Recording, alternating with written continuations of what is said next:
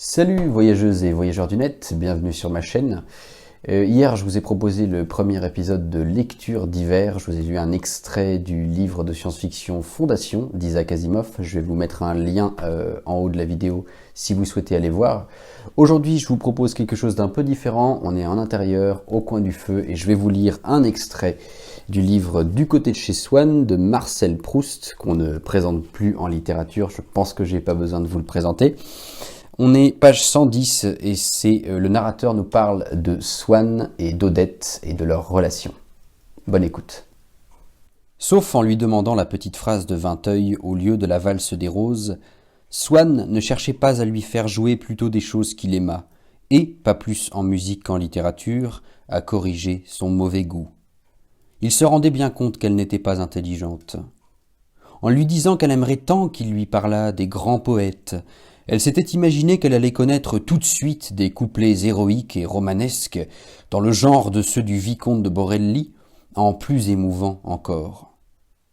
Pour Vermeer de Delft, elle lui demanda s'il avait souffert par une femme, si c'était une femme qui l'avait inspiré, et Swann lui ayant avoué qu'on n'en savait rien, elle s'était désintéressée de ce peintre. Elle disait souvent « Je crois bien, la poésie, naturellement, il n'y aurait rien de plus beau si c'était vrai, si les poètes pensaient tout ce qu'ils disent. Mais bien souvent, il n'y a pas plus intéressé que ces gens-là. » J'en sais quelque chose. J'avais une amie qui a aimé une espèce de poète. Dans ses vers, il ne parlait que de l'amour, du ciel, des étoiles. Ah, ce qu'elle a été refaite! Il lui a croqué plus de 300 000 francs.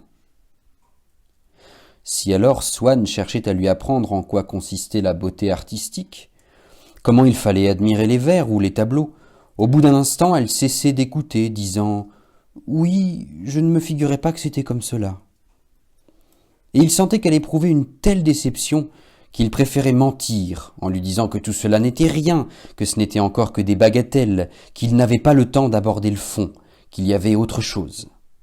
Mais elle lui disait vivement « Autre chose ? Quoi ? Dis-le alors !»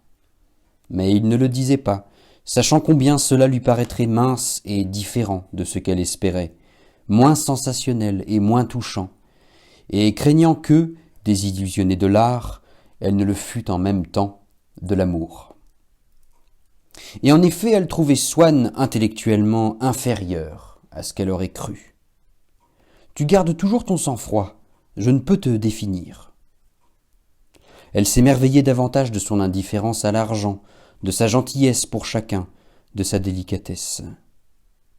Et il arrive en effet souvent pour de plus grands que n'était Swann, pour un savant, pour un artiste, quand il n'est pas méconnu par ceux qui l'entourent, que celui de leurs sentiments qui prouve que la supériorité de son intelligence s'est imposée à eux, ce n'est pas leur admiration pour ses idées, car elle leur échappe, mais leur respect pour sa bonté. C'est aussi du respect qu'inspirait à Odette la situation qu'avait Swann dans le monde, mais elle ne désirait pas qu'il cherchât à l'y faire recevoir. Peut-être sentait-elle qu'il ne pourrait pas y réussir, et même craignait-elle que rien qu'en parlant d'elle, il ne provoquât des révélations qu'elle redoutait.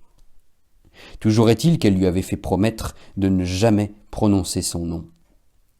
La raison pour laquelle elle ne voulait pas aller dans le monde, lui avait-elle dit, était une brouille qu'elle avait eue autrefois avec une amie, qui, pour se venger, avait ensuite dit du mal d'elle. Swann objectait. « Mais tout le monde n'a pas connu ton amie. »« Mais si, ça fait la tache d'huile, le monde est si méchant. » D'une part, Swann ne comprit pas cette histoire, mais d'autre part, il savait que ses propositions « Le monde est si méchant, un propos calomnieux fait tache d'huile » sont généralement tenus pour vrais. Il devait y avoir des cas auxquels elles s'appliquaient. Celui d'Odette était-il l'un de ceux-là? Il se le demandait. Mais pas longtemps, car il était sujet, lui aussi, à cette lourdeur d'esprit qui s'appesantissait sur son père quand il se posait un problème difficile.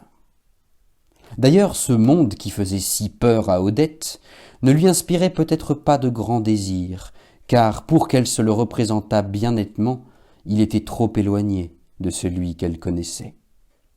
Pourtant, Tout en étant restée à certains égards vraiment simple, elle avait soif de chic, mais ne s'en faisait pas la même idée que les gens du monde.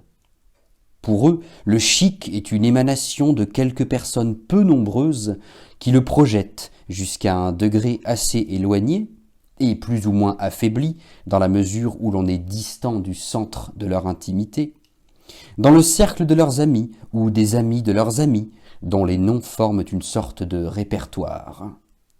Les gens du monde le possèdent dans leur mémoire. Ils ont sur ces matières une érudition d'où ils ont extrait une sorte de goût, de tact, si bien que Swann, par exemple, sans avoir besoin de faire appel à son savoir mondain, s'il lisait dans un journal les noms des personnes qui se trouvaient à un dîner, pouvait dire immédiatement la nuance du chic de ce dîner, comme un lettré, à la simple lecture d'une phrase, apprécie exactement la qualité littéraire de son auteur.